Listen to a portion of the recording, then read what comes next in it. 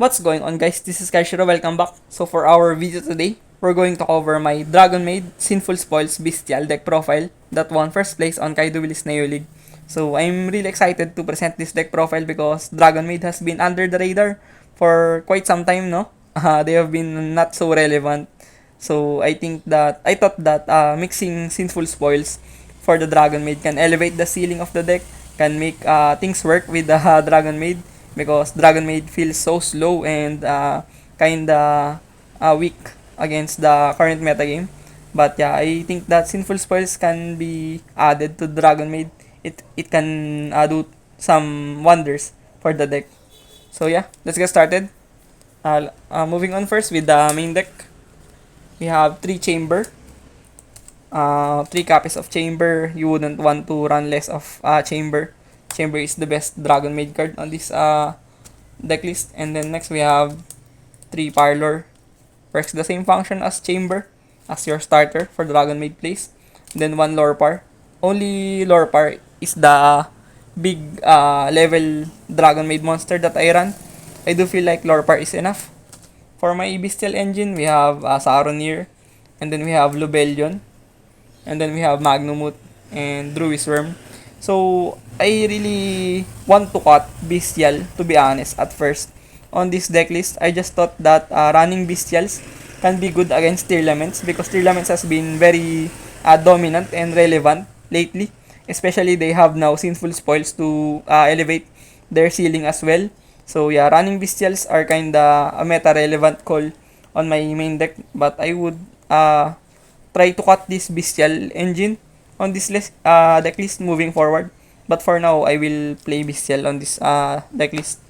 And then 1 Fallen of Albas because I'm running Branded Fusion on this list.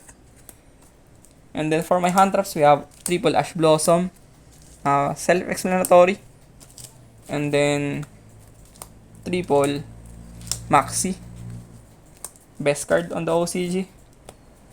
And then we have the Diabell Star engine, the Sinful Spoils, 3 copies of Diabell Star. So before I'm playing 2 copies only, but I just thought that the deck has a lot of spaces for the third copy. That's why I included the third copy on this list. And overall, it is a very impactful card on this deck list. And the next we have 3 Veiler. And Sinful Spoils again. For my quick play Sinful Spoils, you wouldn't want to run less copies of this card. It is your starter and searcher. So you want to draw this card as much as possible on this list. And Dragonmaid Hospitality, only 1. I do feel like 1 is enough on this list. And the next we have Changeover, of course. The best fusion card for Dragonmaid. The fusion enabler of Dragonmaid. And then Branded Regain. I am not running the Branded Beast on this deck list because I just want to have the recursion and draw power for the branded rebranded card here and Bystial package here on my deck list. And then Branded Fusion, very insane. If you resolve this card, you have so much on your board. So 1 Branded Fusion.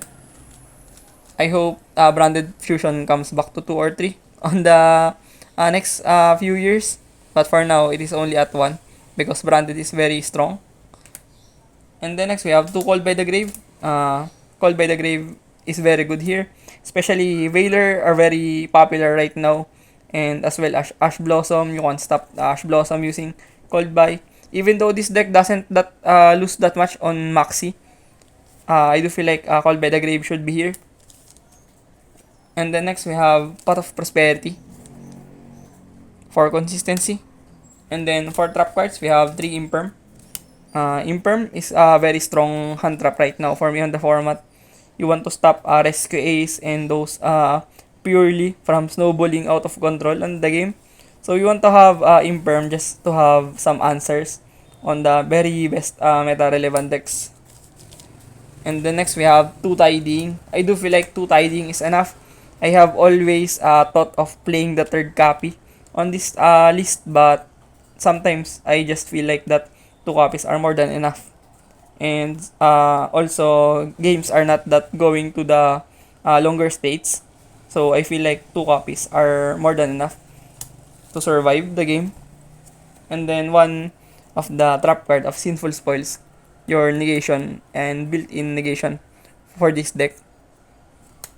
So 40 card main deck. Let's move towards to my extra deck. Now we have 2 shoe. Only 2 because you don't want to have your third copy. The extra deck is kinda tight as well. So 2 copies is enough. And then 2 house as well. I do feel like 2 is also the correct ratio on this extra deck. And then my branded package, Mirror Jade, Lobelion, and this Dragon. So only of these cards. I'm not running Gugnol. And spoiler alert, I'm running Fusion targets for my Super Poly. So I'm running Mad Dragon, Fusion, and Starving Venom.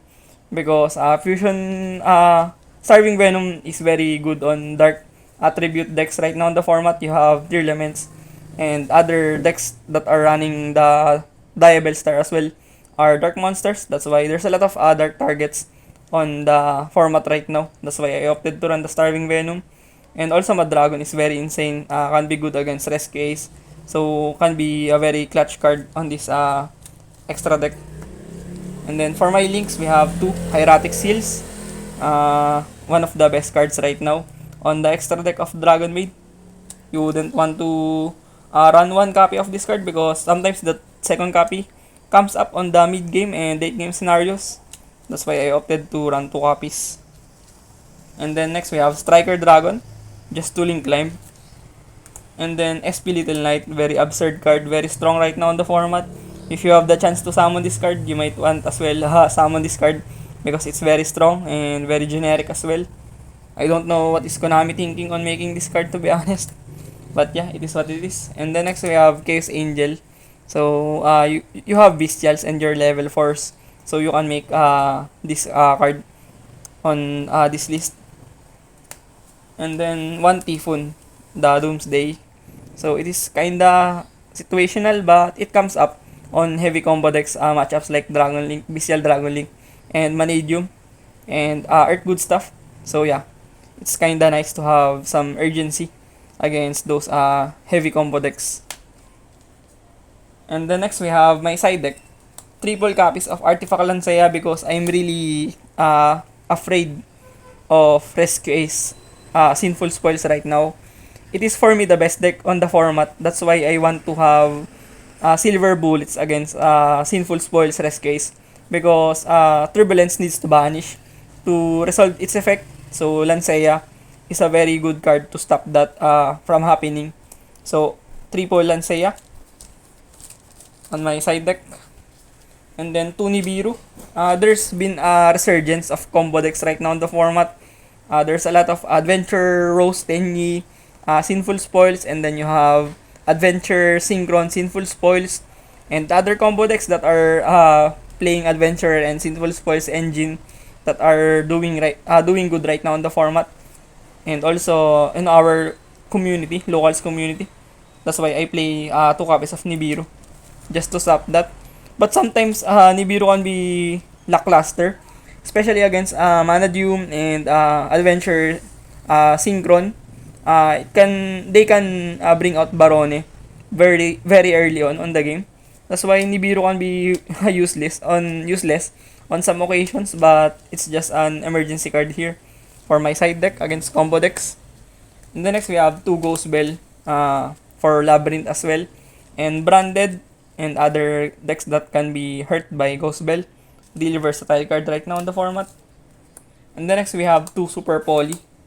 So I do feel like that 2 copies of Super Poly are very clutch on my side deck because it can really destroy boards right now in the format.